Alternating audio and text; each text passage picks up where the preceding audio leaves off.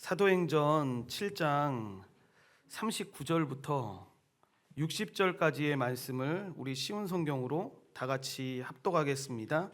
그러나 우리 조상들은 모세에게 순종하기를 거부하고 모세를 저버렸습니다.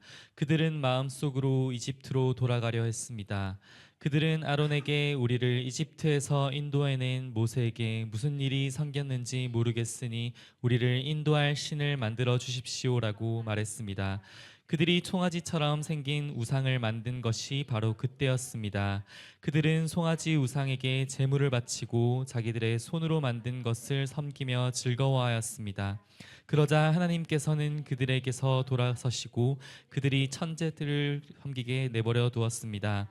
그것은 예언자들의 책에 적힌 것과 같습니다. 이스라엘 백성아, 너희가 광야에 40년 동안 있을 때에 나에게 희생 제물과 예물을 가져온 적이 있느냐? 너희는 너희가 예배하려고 만든 몰록의 신당과 별의 신 레판의 우상들을 섬겼다. 그러므로 내가 너희를 바빌론 저편으로 포로로 보낼 것이다.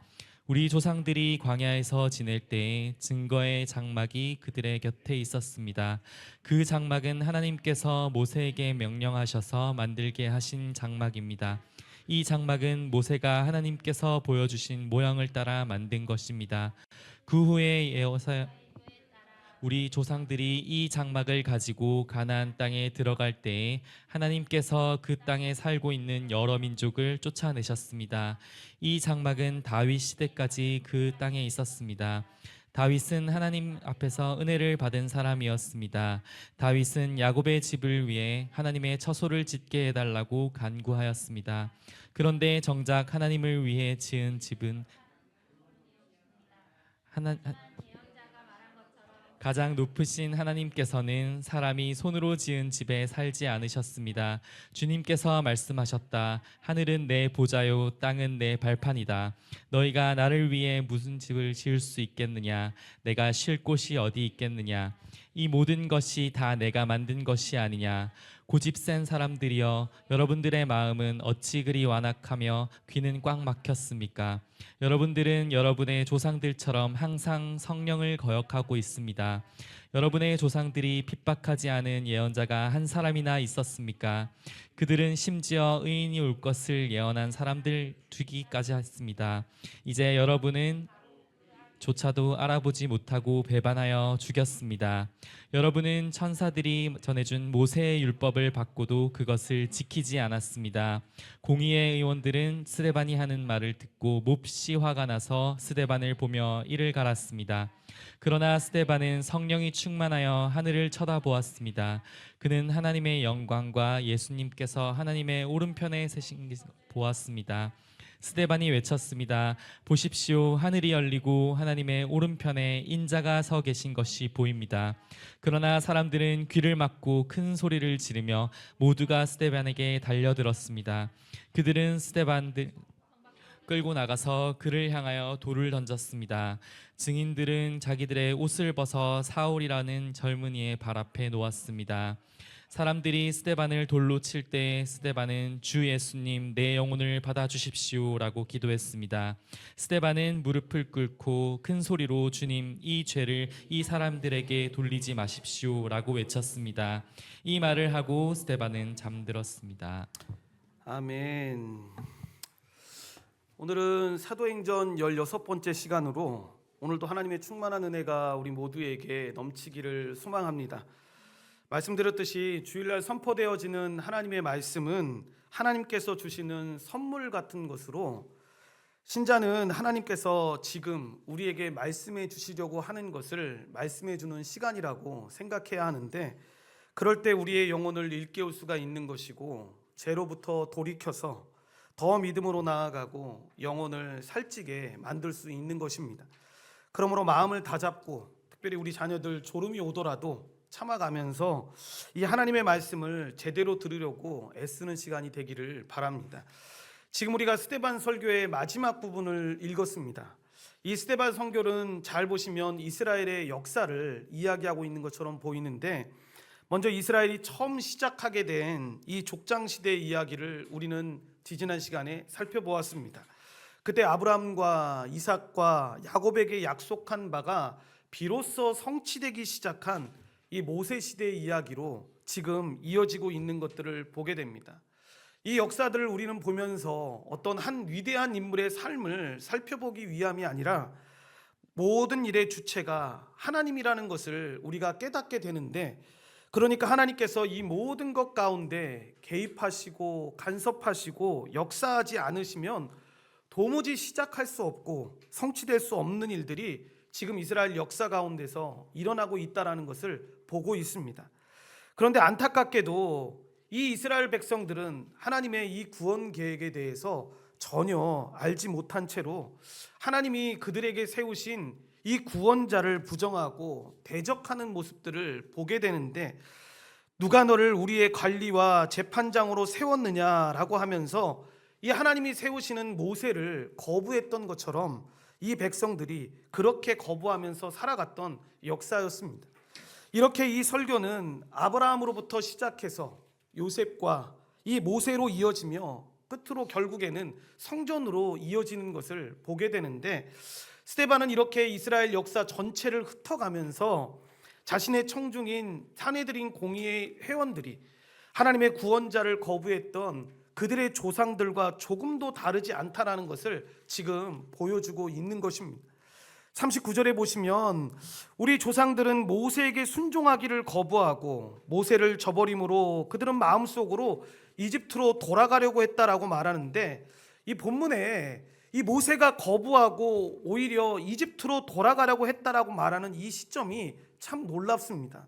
그냥 어느 정도 세월이 흘러서 야 이거 아닌가 보다라고 해서 돌아가려고 했던 게 아니라, 하나님이 이집트가 너무 강해서 도무지 그 나라하고 맞설 수 없을 그 강대한 국가로 이루었을 때 하나님은 그런 나라로부터 이스라엘을 구출하기 위해서 우리가 잘 아는 이 10가지의 재앙으로 그 나라를 치셨고, 특별히 마지막 재앙은 애굽의 온 집이 다 초상집이 되는 방식으로, 즉 모든 처음 난 것들에 죽게 하는 방식으로 그 나라를 징계하셨다는 것을 우리는 알고 있습니다. 그렇게 이스라엘 백성들이 빠져나오게 됐습니다.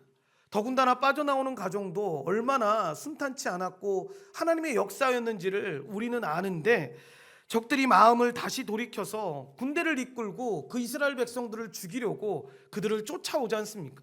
그때 어떤 일이 일어납니까?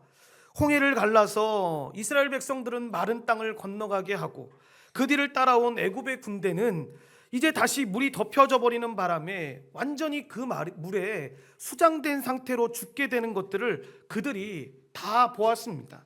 그리고 약 일주일 동안 걸음을 걸어서 이 시내산 앞에 도착하게 되는데, 이 도착했을 때 모세가 하나님이 주시는 그 율법을 받기 위해 올라간 상태에서 나왔던 이 상황입니다.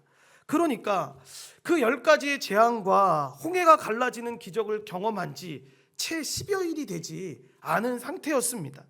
한 달도 채 되지 않은 그런 시간 안에서 이렇게 큰 은혜를 입었음에도 불구하고 언약을 지키셨던 하나님을 그들은 버렸던 것입니다. 율법은 여호와 하나님만을 섬기라고 말씀하고 있는데, 이들은 오히려 아론에게 우리를 인도할 신, 자신들을 위해 우상을 만들라라고 요구를 합니다. 그리고 결국 그들의 요구대로 송아지 우상이 만들어지자 그들이 어떻게 합니까? 그 우상 앞에서 제사하면서 자기 손으로 만든 그 우상을 기뻐하기까지 합니다. 너무나도 이른 시기에 정말 어처구니 없는 일이 벌어진 것인데, 하나님의 놀라운 기적으로 인해서 구원받은 백성이라고 말하기에는 정말 어울리지 않는 삶을 살았던 것입니다. 스데반은 이렇게 광야에서 하나님의 뜻인 율법에 불순종하고 이 우상 숭배하는 이 이스라엘의 모습을 통해서 지금 현재 하나님의 뜻인 주 예수 그리스도를 거역하고 있는 그 당시의 회중들을 깨우치고 있는 것입니다. 그러한 제약된 삶 앞에서 하나님이 그들을 어떻게 대하십니까? 하나님께서는 그들에게서 돌아서시고 말씀을 통해 나와 있는 것처럼 그들이 천체들을 섬기게 내버려 두셨다라고 이야기합니다. 쉽게 말하면 적극적으로 이들이 죄악을 범하고 있고 우상을 범하고 있음에도 불구하고 막아서지 않고 그냥 내버려 뒀다라는 겁니다. 그의 선택과 그의 행위에 합당한 결과를 맞게 한다라는 의미를 갖고 있습니다. 이것이 바로 하나님이 행하신 일이고 여러분 그들을 향해 행한 바입니다. 그래서 결국에 그들은 자기 행위에 따라서 자기의 그 마음의 악함에 따라서 그에 합당한 결과를 얻게 되는 것입니다. 그 내용이 바로 42절과 43절에 나오는데 이 말씀은 아모스서 5장 말씀을 인용하고 있는 겁니다. 우리 이 말씀을 한번 다 같이 합독하겠습니다. 그러자 하나님께서는 그들에게서 돌아서시고 그들이 천체들을 섬기게 내버려 두셨습니다. 그것은 예언자들의 책에 적힌 것과 같습니다. 이스라엘 백성아, 너희가 광야에 40년 동안 있을 때에 나에게 희생 제물과 예물을 가져온 적이 있느냐? 너희는 너희가 예배하려고 만든 몰록의 신당과 별의 신 레판의 우상들을 섬겼다. 그러므로 내가 너희를 바빌론 저편으로 포로로 보낼 것이다. 아멘. 여러분, 아모스에 나오는 이 이야기는 이스라엘 나라를 향한 심판의 말씀으로 지금 유대인들에게 조금 변형해서 인용하고 있는 말씀입니다.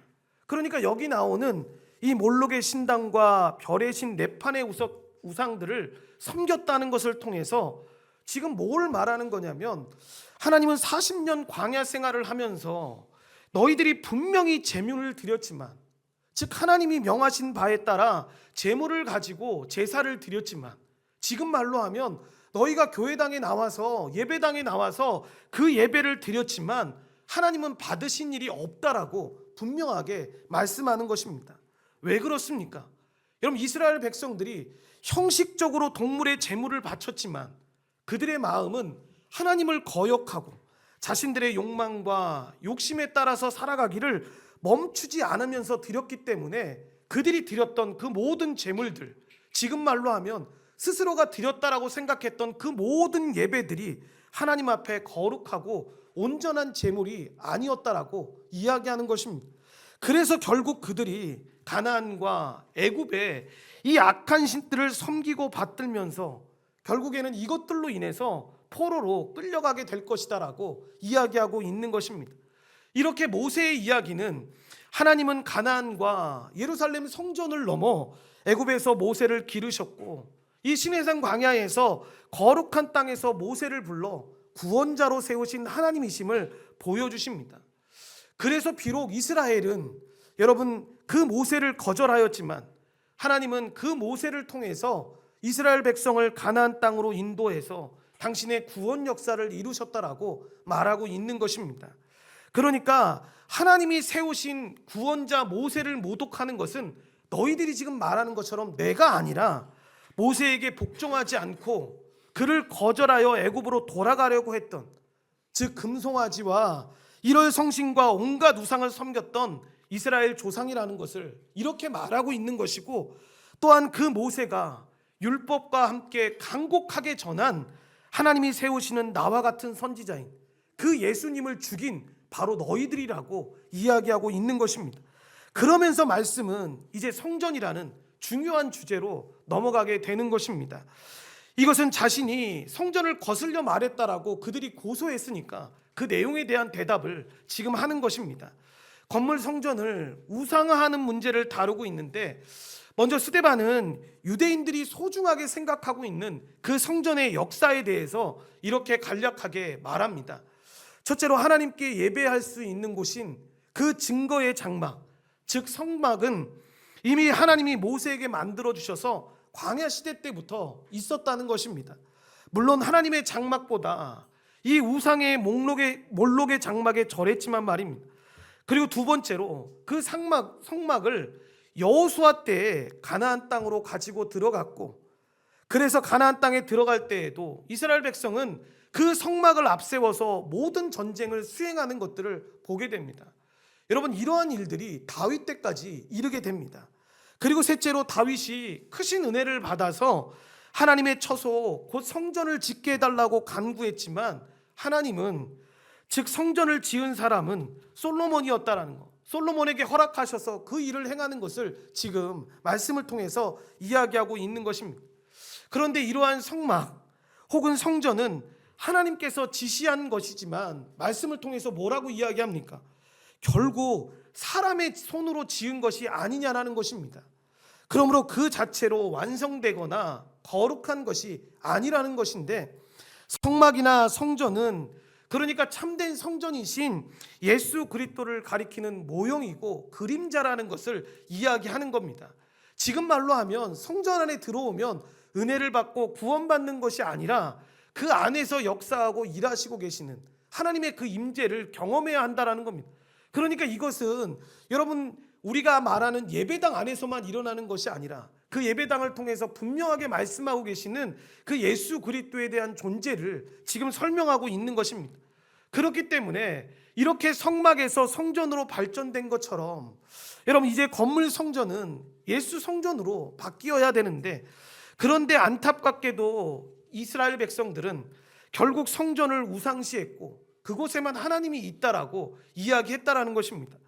그러나 본문 48절과 49절에 나오는 것처럼 가장 높으신 하나님께서는 사람이 손으로 지은 집에 살고 계시지 않으시는데, 그래서 너희가 나를 위해 무슨 집을 지을 수 있겠느냐, 내가 쉴 곳이 어디 있겠느냐라고 말씀하시는데, 이렇게 여러분 신약에 나오는 사도들은 대부분 하나님의 말씀을 전할 때 구약 성경을 잘 알고 있었기 때문에 이 말씀도 이사야서 66장에 나오는 이 이사야 선지자의 말을 인용하는 것입니다.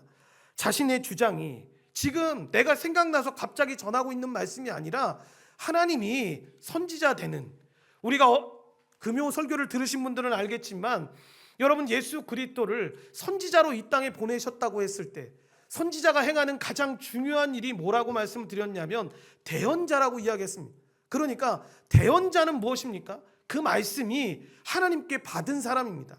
그러니까 선지자의 말은 하나님의 말씀이라고 생각했던 이유가 뭐냐면 그들은 자신의 주장을 이야기했던 것이 아니라 하나님의 말씀을 받아서 그 말씀을 그대로 전달했던 겁니다. 그러니까 지금 이 신약의 사도들이 구약의 선지자의 말을 이렇게 전파하는 이유는 다른 게 아닙니다. 하나님이 이렇게 말씀하셨는데 이 말씀을 너희들이 알고 있지 않냐, 그래서 내가 너희들이 그렇게 존경하고 따르고 있는 이사야 선지자에게 하셨던 그 말씀으로 지금 이야기하고 있는 것입니다. 이사야는 하나님의 임재를 성전에만 국한하는 이 위험과 여호와께 제사를 드리는 것으로 하나님께 백성에게 요구하시는 모든 것을 다 드렸다라고 생각하는 오류에 대해서 이스라엘 백성들을 경고하는 겁니다. 그러니까 마치 요즘 시대를 살아가는 사람들의 모습 가운데 그런 거 아니겠습니까? 목사님 나 예배 드렸어요, 봉사도 했고요, 헌금도 드렸고요, 하나님 앞에 할 거 다 했습니다. 그런데 여러분 우리가 하나님 앞에 섰을 때 하나님이 만약에 그렇게 말하신다고 생각해 보십시오.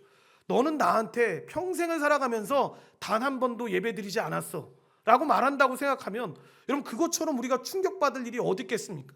이 이야기는 무엇을 뜻하는 겁니까? 그 안에서 들어가서 뭔가를 했다는 것만으로 그렇게 은혜를 받고 그렇게 하나님의 은혜 가운데 살아갔다라는 걸 착각하지 말라는 겁니다.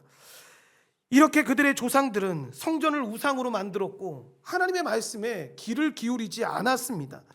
그리고 이렇게 성전에 대해서 생각해야 한다는 건 또다시 이 솔로몬이 증언했던 내용으로도 나오는데, 열왕기상 8장 27절 말씀을 쉬운 성경으로 합독하겠습니다. 하나님이시여, 하나님께서 정말로 땅에서 사시겠습니까? 하늘과 하늘의 가장 높은 곳이라도 하나님을 모실 수 없을 텐데 내가 지은 이 집에 주님을 모실 수 있겠습니까? 아멘. 무슨 이야기입니까? 성전을 사람들이 솔로몬 성전을 지은 사람이 누구냐고 하면 솔로몬 왕이라고 이야기합니다. 그런데 그 성전을 지었다라고 말하는 솔로몬이 지금 이렇게 고백하는 겁니다. 스데반은 참된 성전이신 예수 그리스도를 이렇게 구약에 나오는 말씀들을 통해서 증거하고 있는데, 사람의 손으로 만든, 그러니까 사람의 손으로 지어지고 피조된 것에서 만들어진 이러한 처소가 아니라 하나님이 실제로 거하시는 참된 성전이 바로 예수 그리스도라고 이렇게 증언하고 있는 것입니다. 그리고 지금 스데반은 그 조상들과 똑같이 너희들이 즉 사내들인 공의원들과 유대인들이 행하고 있다라고 선언하고 있는 것입니다. 너희들은 괜찮다, 너희들은 정말 잘하고 있다라고 말하고 있는데 그렇지 않아. 그렇게 모세를 모독하고 그렇게 모세가 확증하고 보내겠다라고 했던 예수 그리스도를 죽인 자들이 바로 너희들이야 라고 이야기하고 있는 것입니다. 우리도 여러분 동일한 잘못을 저지를 수 있지 않겠습니까? 그래서 만일 예수 그리스도를 거부하고 자신의 손으로 만든 성전만 소중히 여긴다면 여러분 그것이 또 하나의 성전이고 우상숭배 아니겠습니까? 그러니까 많은 사람들이 우상숭배가 뭡니까? 라고 이야기하면 무슨 물탑 하나 세워놓고 그리고 자기가 좋아하는 거 세워놓고 사랑하면 우상숭배라고 이야기합니다. 그런 건 너무나 여러분 보이는 우상숭배입니다. 여러분 우상숭배는 정확하게 표현할 수 있습니다. 하나님을 대체하는 것은 다 우상입니다. 그러니까 그것이 사람이든 상관없이, 그러니까 가장 어려울 때 여러분 정말 내 인생에 있어서 가장 소중한 것이 무엇입니까? 라고 말할 때 하나님이 나오지 않으면 그것이 다 우상입니다. 그런데 사람들이 착각하는 겁니다. 나는 무언가를 만들어서 빌지 않고 있어요. 교회를 나와서 예배도 드리고 있고요. 무언가를 하고 있어요 라고 이야기합니다. 여러분 오해하시면 안 됩니다. 구약시대 때 이스라엘 백성들이 징계를 받았을 때 보면 대부분 다 우상숭배였는데 그때의 모습이 무슨 모습이었습니까? 물론 뭔가를 만들어서 절하는 모습도 있었지만 그때 여러분 그 사람들은 하나님 안 섬겼던 사람입니까? 아닙니다. 하나님과 동시에 그 모든 것들을 섬겼던 겁니다. 마치 지금 우리가 하나님을 믿고 있다고 이야기하지만 실제로 우리의 삶에 있어서 하나님의 말씀이 영향력이 없는 경우, 하나님의 말씀대로 살지 못하는 경우 왜 그런가를 봐야 합니다. 그러면 그렇게 만드는 요인이 우리의 우상이라는 걸 잊지 말아야 합니다. 예수님이 손으로 지은 성전 허물라고 하시면서 여러분 3일 만에 다시 짓겠다고 하신 말씀, 그러니까 이것도 외형적인 성전을 말하는 게 아니라 참된 성전이신 예수님 자신의 그 죽으심과 부활하심에 대해서 증거하고 있는 것입니다. 그래서 우리도 이런 일이 발생하지 않도록 여러분 주의하고 경계해야 하는데, 이것은 예수님을 어떤 사람의 경험 안에 가두고자 하는 시도들을 주의하라는 겁니다. 그러니까 내가 어떤 상황과 환경에서 어떠한 곳에서 하나님을 만났던 경험들을 원리화하고 극대화하면서 그게 전부인 것처럼 말하는 것들을 주의해야 합니다. 예를 들면 그런 거 아니겠습니까? 어떤 분은 하나님께 금식한 다음에, 어떤 분은 하나님 앞에 헌신한 다음에 하나님이 나를 만나 주셨어 라고 말합니다. 여러분 그게 잘못된 게 아닙니다. 그렇죠. 병을 고침받고 나서 하나님 잘 믿고 하나님 은혜 가운데 걸어갈 수 있습니다. 어떠한 큰 문제 가운데 있었을 때 하나님이 만나 주셔서 하나님을 잘 믿으면서 걸어갈 수 있습니다. 문제는 뭡니까? 그것이 전부인 것처럼, 마치 원리인 것처럼 그 안에 가두고 살아가면 안 된다는 것입니다. 중요한 건 하나님은 다윗의 후손인 우리 주 예수 그리스도를 통해서만 하나님과 우리 사이에 견고한 연결고리가 된다는 거, 여러분 이 사실을 잊으면 안 됩니다. 그래서 그것 외에는 다른 어떤 것들도 존재해서는 안 되는데 왜 우리가 천주교를 경계하라고 이야기하고 요즘에 기독교가 왜 천주교처럼 가는 걸 두려워해야 된다라고 말하는 이유가 바로 여기에 있는 겁니다. 하나님과 우리 사이에 예수님 아닌 다른 것들이 자꾸만 들어서기 시작하는 겁니다. 그래서 루터가 종교개혁자들이 그 일을 하지 말라고, 하나님과 우리 사이에는 오직 예수 그리스도, 그 예수 그리스도를 통해서만 우리가 주님 앞에 연결된다라는 걸 증거했던 것입니다. 그러니까 우리가 이전까지 하나님을 만나고 누리면서 받았던 이 모든 경험들이 우리가 예수 그리스도를 더 믿고 의지하게 만드는 것으로 나아간다면 여러분 이거 정말 좋은 겁니다. 아주 유익하고 선하다고 말할 수가 있습니다. 그런데 그런 것들이 반대로 한때 우리를 주님을 알게 했지만 주님의 복된 은혜를 누리게 했던 것이지만 어느 때인가부터 우리 주 예수 그리스도를 알아가고자 하는 시도에 있어서 우리 주 예수 그리스도를 향한 그 의지함으로 나아가는 순간에 있어서 이것들이 잘못되게 작용한다면 그것 자체가 우상이라는 걸 주의하고 경계해야 한다는 것입니다. 그래서 우리의 신앙의 선배들은 항상 믿음의 후대들에게 이런 얘기를 했습니다. 사람의 마음은 끊임없이 우상을 만들어내는, 우상을 만드는 공장과 같다라고 이야기를 했습니다. 그러니까 우리의 눈에 볼 때 정말 문제가 있는 사람들에게서 나타나는 현상이 아니라 누구든지 여러분 이 현상들은 계속 일어나게 되는 것인데, 그러니까 우리 안에 있는 이 모든 것, 주를 따르고 수고하고 헌신하는 모든 것까지도 정말 주님을 의지하게끔 만들고 주님의 은혜 가운데 걸어가는 삶으로 연결하는 것이 아니라 그저 우리의 기쁨이나 우리의 만족을 위해서 걸어가는 삶으로 연결되어진다면 여러분 이게 우상으로 우리를 붙잡고 늘어질 수 있다는 겁니다. 마치 여러분 우리가 봉사를 하면서 우리가 섬기면서 그런 경우들 참 많이 만나지 않습니까? 말씀을 통해서 하나님 앞에 드려지는 예배를 통해서 은혜를 못 받는데 여러분 봉사를 통해서 하나님을 만난대요. 섬김을 통해서 하나님을 만난대요. 그럴 수 있죠. 그런데 그것이 그저 세상 사람들이 하는 구제와 세상 사람들이 하는 섬김과 다를 바가 없다면 여러분 이건 문제가 있다라는 것입니다. 이렇게 스데반이 이야기한 이 이스라엘의 역사는 하나님을 거스르는 불순종과 이 우상 숭배의 역사로 항상 성령을 거스르는 역사였는데 현재도 목이 곧고 마음과 귀에 할례를 받지 못한 자들이 그들의 조상들처럼 예수님을 주님으로 믿기를 거부하면서 성령님을 거스르고 있다라는 이야기로 지금 하고 있는 것입니다. 이렇게 조상들이 의인이 오리시라고 예고했던 선지자들을 죽였던 것처럼 이제 너희가 바로 그 의인인 예수 그리스도를 배반하고 죽였다라고, 또한 천사가 전한 율법 곧 거룩한 율법을 지키지 않았다라고 이야기하는데 마치 여러분 쉽게 이야기하면 스데반이 그 산헤드린 공의의 의원들을 향해서 그렇게 이야기하는 겁니다. 니네들이 그렇게 따르는 그렇게 선지자들이나 예언자들 그 당시 이스라엘 백성들이 어떻게 됐냐, 그 말씀을 그렇게 전할 때 죽이면서 매질했던 자들이 니네들 조상인들이 아니냐.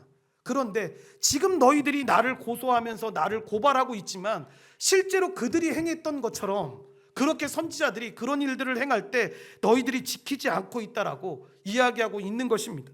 스데반이 성전과 율법에 대해 거슬러서 말했다라고 했던 이 고소 이유가 지금 역으로 그들에게 그 이스라엘 백성들, 이스라엘 지도자를 고소하는 이유로 사용되고 있는 것입니다. 이렇게 스데반은 하나님의 법정에서 그들을 고소하고 있는데 이렇게 스데반의 설교가 마치게 됩니다.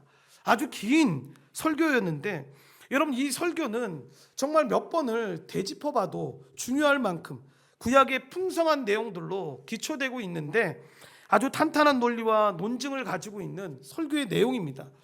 그런데 이러한 스데반의 설교 앞에서 산헤드린 공의회 회원들은 어떻게 반응을 합니까? 여러분 부정적으로 반응을 하는데 표현으로 어떻게 나오냐면 심히 붕괴했고 스데반을 향해서 이를 갈았다라고 이야기를 합니다. 여러분 일전에 베드로와 사도들이 이 산헤드린 공의회 앞에서 그리스도를 증거했을 때 보였던 반응을 지금 똑같이 보이고 있는 것입니다. 그런데 스데반은 어떻습니까? 그들의 반응과는 달리 평온하게 그 자리를 지키고 있는 것들을 보게 됩니다. 그는 성령이 충만하여 하늘을 쳐다보았다라고 이야기하는데 그는 하나님의 영광과 예수님께서 하나님의 오른편에 서 계신 것을 보았던 것입니다. 마치 제자들이 이 변화산에서 본 것과 비슷한 일을 보고 있는 것인데 스데반이 목격한 하나님의 영광은 그 우편에 서신 예수님의 모습 속에 구체적으로 드러났다라고 해도 과언이 아닙니다. 하나님의 보좌 우편에 계신 예수님이야말로 여러분 스데반이 목격한 하나님의 영광인 셈인데 변화산에서 기도하는 가운데 이 얼굴이 영광스럽게 빛났던 예수님이 지금 그렇게 하나님의 영광 가운데 비치고 있는 것입니다. 여러분 사도 바울은 하나님의 영광이 그의 아들 예수 그리스도의 얼굴에 후에 구체적으로 나타나고 있음을 이렇게 분명히 말하는데 고린도후서 4장 6절 말씀을 쉬운 성경으로 합독하겠습니다. 어둠 속에 빛이 비쳐라 라고 말씀하신 하나님께서 그리스도의 얼굴에 나타난 하나님의 영광을 깨닫게 해주시기 위해 우리 마음에 빛을 비춰주셨습니다. 아멘. 여러분 이렇게 예수님이 하나님의 우편에 계시고 있다라는 이 스데반의 증언은 굉장히 중요한 역할을 하는데 사도들은 지금 예수님이 하나님 우편에 올라 하나님의 통치자가 되었다라고 분명하게 증거했습니다. 그런데 이 주장이 있은 다음에 스데반이 이 진리를 구체적으로 본 것입니다. 그러니까 이건 뭘 말하는 겁니까? 이러한 스데반의 증언이 예수님이 이제부터는 인자가 하나님의 권능의 우편에 앉아서 선언하신 말씀이 성취되었다라는 것을 지금 설명하고 있는 겁니다. 그러니까 사도들이 그들에게 하나님이 십자가에서 부활하시고 어디에 계셔라고 이야기했을 때 하나님 오른편 우편에 계셔서 이 땅을 통치하고 계셔라고 했던 그 말씀이 지금 스데반이 봤던 그 환상을 통해서 성취되고 있는 것입니다. 누가복음 22장 69절 말씀을 쉬운 성경으로 합독하겠습니다. 그러나 이제부터 인자가 전능하신 하나님의 오른편에 앉게 될 것이다. 그러니까 이렇게 증언했던 내용이, 선언했던 말씀이 성취되는 것을 스데반이 지금 말하고 있는 것입니다. 이렇게 예수님이 하나님의 우편에 계신 것을 스데반이 목격하고 증인함으로써 여러분 사도들이 전하고 있는 이 말씀이 오차가 없는 말씀입니다. 하나님께서 전하신 이 말씀이 지금 성취되고 있다는 것을 설명하고 있는 것입니다. 그리고 예수님이 하나님의 영광으로 그의 우편에 있었다라는 그 사실은 죽임을 당하신 그 예수님이 의로운 분이심을 증언하는데, 여러분 인자라는 이 표현은 예수님을 상해서 즐겨 사용하는 표현으로서 스데반이 이런 표현을 통해서 예수님의 높아지심을 이렇게 설명하고 있는 것입니다.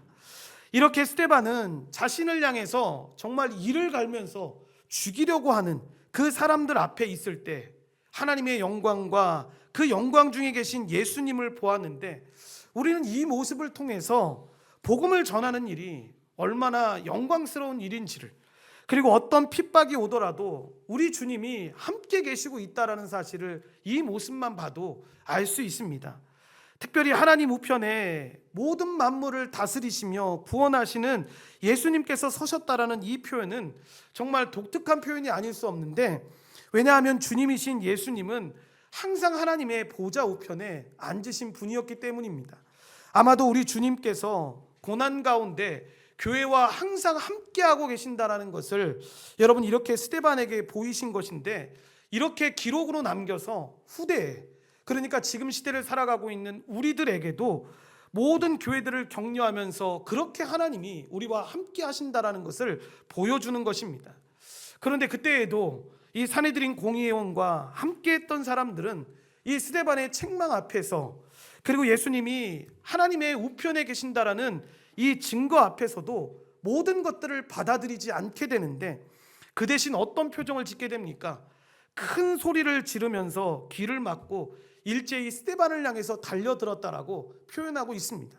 그렇게 그들은 귀를 완전히 봉쇄한 채 큰 소리로 외치며 스데반에게 달려들었는데, 그러니까 스데반을 거역한 자들은 눈으로 보아도 보지 못하고 귀로 들어도 깨닫지 못하는 완고한 백성과 같았던 것입니다. 그들은 천사의 얼굴처럼 영광스럽게 빛나는 그 스데반의 얼굴은 봤지만 그 의미는 깨닫지 못했던 것입니다. 양심을 찌르는 강력한 책망을 들었지만 회개하지 않았던 것입니다.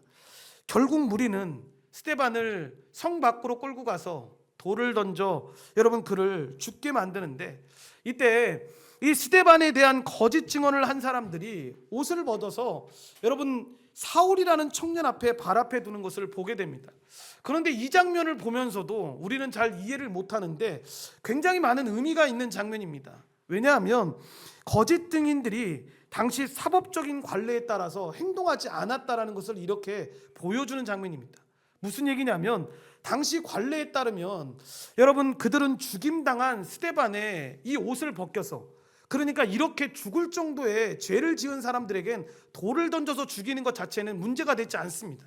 그런데 어떻게 해야 되냐면, 사울 앞에 옷을 갖다 주는 그 옷이 자기들의 옷이 아니라 여러분 이 스데반의 옷을 가지고 가져다 줘야 했습니다. 그래서 많은 신학자들은 이 장면을 보면서 뭐라고 이야기하냐면, 그들 역시도 스데반의 죽음이 정당하지 않았다라는 것을 알았다라는 겁니다. 그래서 사울의 허락 내지는 지시에 따라 이루어진 것임을 상징적으로 보여주는 거죠. 그러니까 쉽게 말하면 그런 겁니다. 나 이 죽음에 대해서 책임지지 않을래요.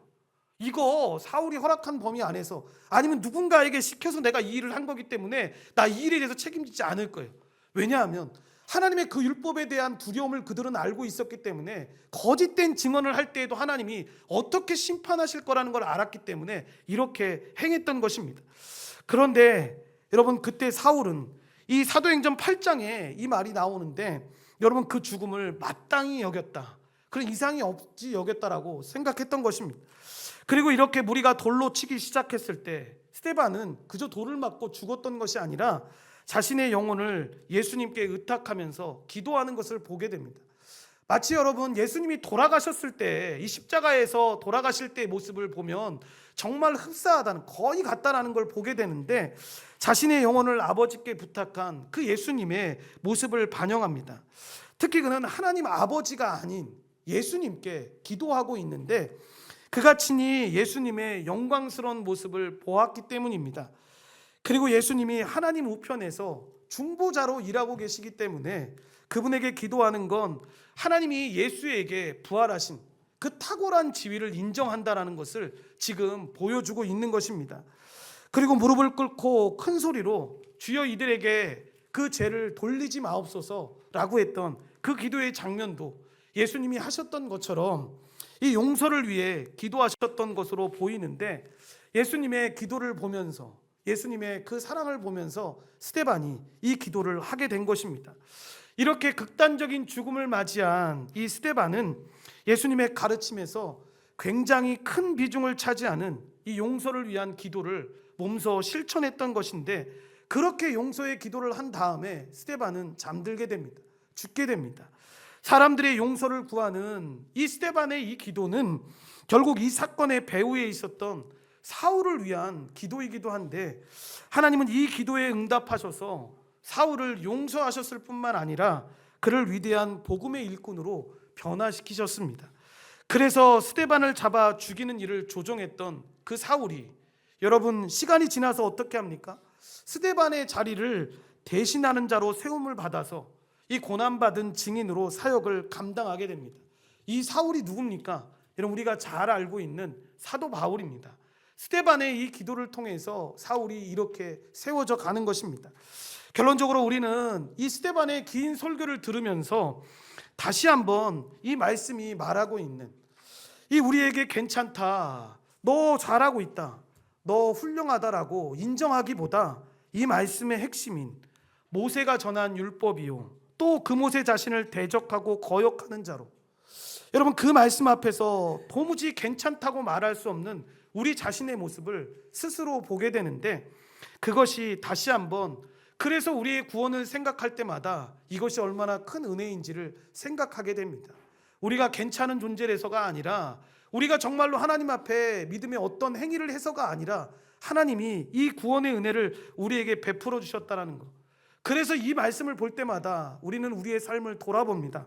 우리 자신이 의지하거나 우리 자신이 하나님 앞에 내세울 게 아무것도 없는 존재라는 걸, 오직 죽기까지 순종하시면서 우리를 구원하신 그 예수 그리스도의 구원만이 모든 율법을 성취하시고 그 은혜로 우리가 나아갈 수 있다는 것. 그래서 그분께 믿고 나아갈 때만 이 율법의 정죄로부터 우리가 자유함을 얻는다라는 사실을 깨닫게 됩니다.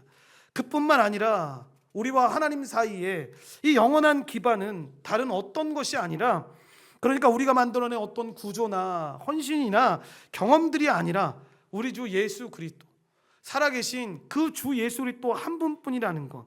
이 모든 것들이 우리 주 예수 그리스도를 향한 헌신과 의지와 이 의탁으로 연결될 때에만 우리의 삶이 유익하다라는 것을 우리가 깨닫게 됩니다.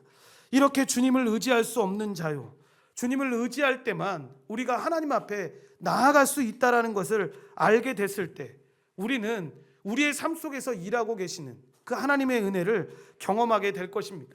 그때 우리는 우리의 마음이 온유해져서 겸손해져서 늘 그 말씀을 받을 때 마음이 찔리고 애통하며 회개하는 자로, 돌이키는 자로 살 수 있게 되는 것입니다. 또 그때 그렇게 돌이킬 때마다 하나님의 영광과 우리를 위해서 일하시는 하나님을 바라보게 되고, 그런 주님을 의지함으로 말미암아 관대해지고 또 온유함으로 대할 수 있는 사람이 되는 것입니다. 그리고 우리의 구원이 이런 것이라면 누가 하나님의 구원의 역사에 있어서 자신이 행한 것이 있다라고 말할 수가 있겠습니까? 자신이 구원받기에 합당한 자격을 조금이라도 갖췄다라고 말할 수 있는 사람이 어디에 있겠습니까? 그렇게 말하는 사람은 실제로 자신이 구원에서 멀다라는 것을 스스로 밝히고 있는 것과 다를 바가 없는 것입니다.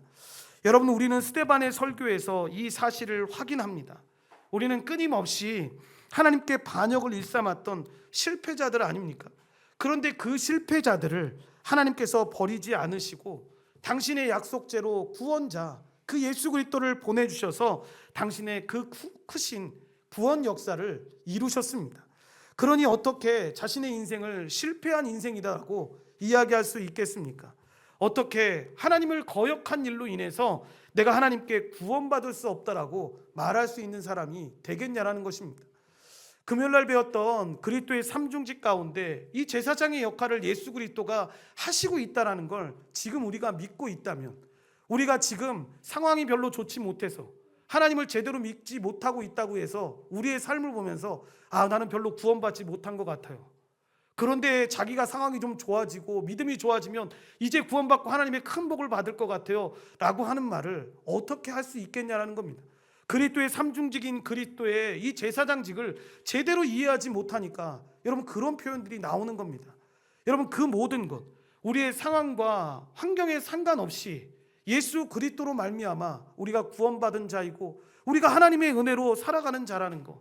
그래서 하나님이 우리를 거절하지 않으시고 우리를 보시는 게 아니라 예수 그리스도를 통해서 우리를 보시기 때문에 우리가 주님 앞에 나아갈 수 있다는 것. 여러분 이 말씀 앞에서 누가 감히 그러면 내가 막 살아도 될까요? 막 살아도 하나님만 바라보고 예수님만 바라보면 되는 거 아닙니까? 라고 말할 수 있겠냐라는 겁니다. 그건 은혜를 모르는 자들입니다. 하나님의 은혜를 아는 자라면 그렇게 질문할 수 없습니다. 하나님의 은혜를 아는 자들이라면 죄를 안 짓는다는 것이 아니라 죄를 지을 때에도 그 은혜가 얼마나 크신지를 아니까 여러분 하나님의 은혜 가운데서 그 주님을 바라보고 그 주님의 은혜 가운데 내가 또 죄를 졌습니다 하고 나올 수 있는 겁니다. 그래서 여러분 부모님이라면 우리 자녀들을 위해서 기도하실 때 교회당에 이렇게 매일 오는 것도 정말 중요하지만 하나님 우리 자녀들을 회심하게 도와주십시오. 예수 믿어서 공부 잘하게 해주십시오. 예수 믿어서 사업 성공하게 해주십시오라는 기도도 해야 되겠지만 하나님 우리 자녀가 회심할 수 있게 도와주십시오. 그의 삶에 있어서 하나님의 그 구원의 역사가 얼마나 큰지를 깨달아서 정말 예수 그리스도로 인해서 내가 어떤 상황에도 하나님을 향해서 나아갑니다 라는 고백이 나올 수 있는 그런 사람이 되게 해주십시오라는 기도가 우리 안에 있어야 합니다. 이런 은혜가 주의 말씀 가운데 우리 모두에게 함께 있기를 간절히 축원드립니다. 기도하시겠습니다. 하나님 감사합니다. 하나님의 은혜 가운데 우리들을 불러주시고 인도하여 주셔서 하나님 여전히 우리가 놓여있는 많은 상황 가운데 하나님 우리가 깨닫지 못하고 하나님의 은혜를 구하지 못하고 나아갈 때의 삶이 참 많이 있습니다. 하나님 스데반의 이 말씀을 통해서 우리는 깨닫습니다. 하나님 구약 시대로부터 계속해서 이어져 왔던 그 하나님의 구원 역사, 하나님이 선택받은 그 하나님의 백성들, 정말 하나님의 그 은혜의 백성들을 어떻게 인도하시는지를 우리가 살펴보았습니다. 하나님 그런데 우리가 살면서 이렇게 사내들인 공의회처럼 그 하나님의 말씀을 가지고 보냈던 많은 사람들을 아버지 하나님 어렵게 할 때가 있습니다. 힘들게 하는 경우들을 우리가 만나게 됩니다. 우리 스스로가 우리 안에 있는 경험과 우리 안에 있는 지식을 가지고 그렇게 할 때가 얼마나 많이 있습니까? 스데반은 아버지 하나님 예수 그리스도를 바라보라고 이야기합니다. 그 모든 것 앞에서 손을 내려놓고 오직 예수 그리스도를 바라보며 그 예수 그리스도를 통해서 그 구원 역사가 이루어짐을 그렇게 분명하게 설명하고 있습니다. 그렇게 구원 예수 그리스도를 통해서 구원 역사가 이루어짐을 우리에게 말씀하고 있습니다. 하나님 우리가 시간을 살아가며 이런 하나님의 은혜 가운데 걸어가는 주의 백성들 될 수 있도록 주님이 도우시고 인도하여 주시옵소서. 그 모든 것이 하나님의 은혜임을 알기에 하나님 우리 안에서 어떤 조건도 환경도 아버지 하나님에 드러낼 수 없음을 깨닫습니다. 오직 하나님의 은혜였고 오직 그 하나님의 은혜로 우리가 하루를 살아가고 그 하나님이 주시는 영생을 누리며 살아갑니다. 우리 모든 영혼들이 그 회심의 놀라운 변화들을 경험하게 하시고 하나님만이 우리의 삶의 주인이 되어주셔서 그 예수 그리스도만을 바라보고 의지하며 살아갈 수 있도록 주님이 도우시고 인도하여 주시옵소서. 모든 걸 주님께 감사드리오며 예수님의 이름으로 기도드리옵나이다. 아멘.